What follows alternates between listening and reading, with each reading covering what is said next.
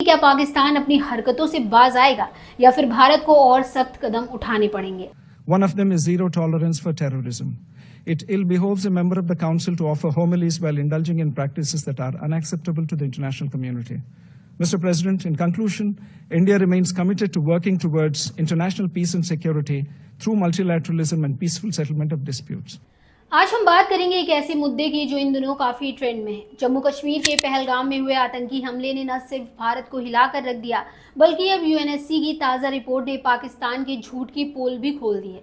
इस रिपोर्ट में साफ कहा गया है कि पहलगाम हमला बिना लश्कर तैयबा की मदद के पॉसिबल ही नहीं था। आखिर क्या है इस हमले की पूरी कहानी, कैसे यूएनएससी ने पाकिस्तान को दुनिया के सामने बेनकाब किया और इंडिया अब क्या कदम उठाने वाला है, चलिए इस वीडियो में जानते हैं सारी डिटेल्स। नमस्कार, मैं स्वाति पांडे और आप देख रहे हैं आपकी खबर राजनीति। 22 अप्रैल 2025 को जम्मू कश्मीर के पहलगाम में एक भयानक आतंकी हमला हुआ जिसमें 26 बेगुनाह लोग मारे गए, जिनमें ज्यादातर टूरिस्ट थे। ये हमला बाइस्टन घाटी में हुआ, जिसे मिनी स्विट्जरलैंड भी कहा जाता है।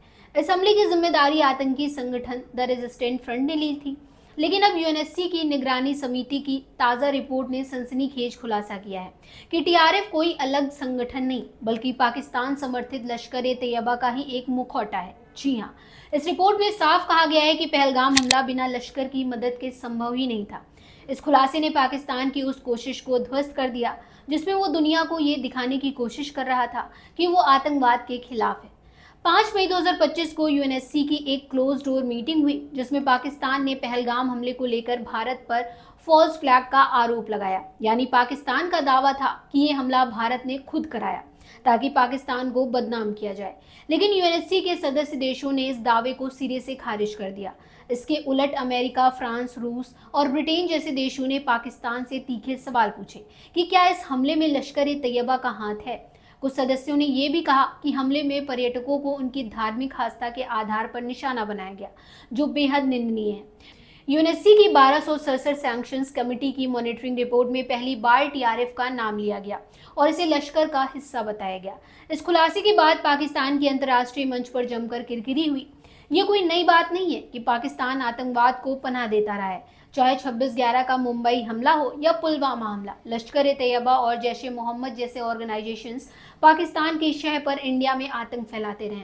यूएनएससी की रिपोर्ट ने साफ कर दिया कि टीआरएफ जिसने पहलगाम हमले की जिम्मेदारी ली वो लश्कर का ही एक हिस्सा है। इतना ही नहीं, अमेरिका ने भी टीआरएफ को विदेशी आतंकवादी संगठन घोषित कर दिया है। पाकिस्तान के पूर्व विदेश मंत्री बिलावल भुट्टो ने भी माना कि उनका देश दशकों से आतंकवाद को फंडिंग करता रहा है। फिर भी पाकिस्तान बार बार झूठ बोलकर दुनिया को गुमराह करने की कोशिश करता है, लेकिन इस बार यूएनएससी और अंतर्राष्ट्रीय समुदाय ने उसके झूठ को पूरी तरह बेनकाब कर दिया। पहलगाम हमले के बाद इंडिया ने पाकिस्तान के खिलाफ कड़े कदम उठाए। भारत ने सिंधु जल समझौता रद्द किया, वाघा बॉर्डर और हवाई क्षेत्र बंद कर दिया और पाकिस्तान नागरिकों पर इंडिया में प्रवेश पर रोक लगा दी। इसके अलावा 7 मई को भारतीय सेना ने ऑपरेशन सिंदूर के तहत पीओके में आतंकी ठिकानों को नष्ट किया। रक्षा मंत्री राजनाथ सिंह ने साफ कहा कि हमलावरों और उनके आकाओं को सजा जरूर मिलेगी।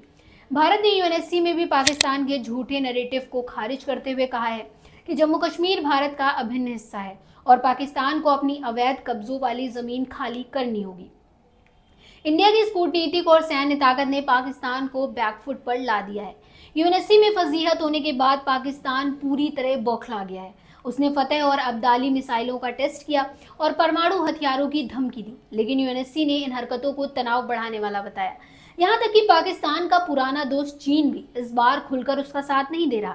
पाकिस्तान ने खाड़ी देशों से मदद मांगी, लेकिन सऊदी अरब और यूएई जैसे देशों ने भी तटस्थ रुख अपनाया। पाकिस्तान अब अकेला पड़ चुका है और उसकी सेना गोला बारूद की कमी से भी जूझ रही है। इंडिया की कूटनीति और सैन्य ताकत ने पाकिस्तान को हर मोर्चे पर घेर लिया है। तो यूएनएससी की इस रिपोर्ट ने साबित कर दिया कि पहलगाम हमला पाकिस्तान के आतंकी संगठन लश्कर तैयबा की करतूत थी। भारत ने न सिर्फ सैन्य और कूटनीतिक मोर्चे पर पाकिस्तान को जवाब दिया, बल्कि इंटरनेशनल लेवल पर भी उसकी पोल खोल दी। अब सवाल यह है कि क्या पाकिस्तान अपनी हरकतों से बाज आएगा या फिर भारत को और सख्त कदम उठाने पड़ेंगे? आपकी क्या राय है? कमेंट सेक्शन में ज़रूर बताएं। अगर आपको ये वीडियो पसंद आया हो तो लाइक करें, अपने दोस्तों के साथ शेयर करें और हमारे चैनल को सब्सक्राइब करना ना भूलें। बेल आइकन दबाना ना भूलें ताकि आपको हर नए वीडियो का नोटिफिकेशन सबसे पहले मिले। मिलते हैं अगले वीडियो में, तब तक के लिए गुड बाय।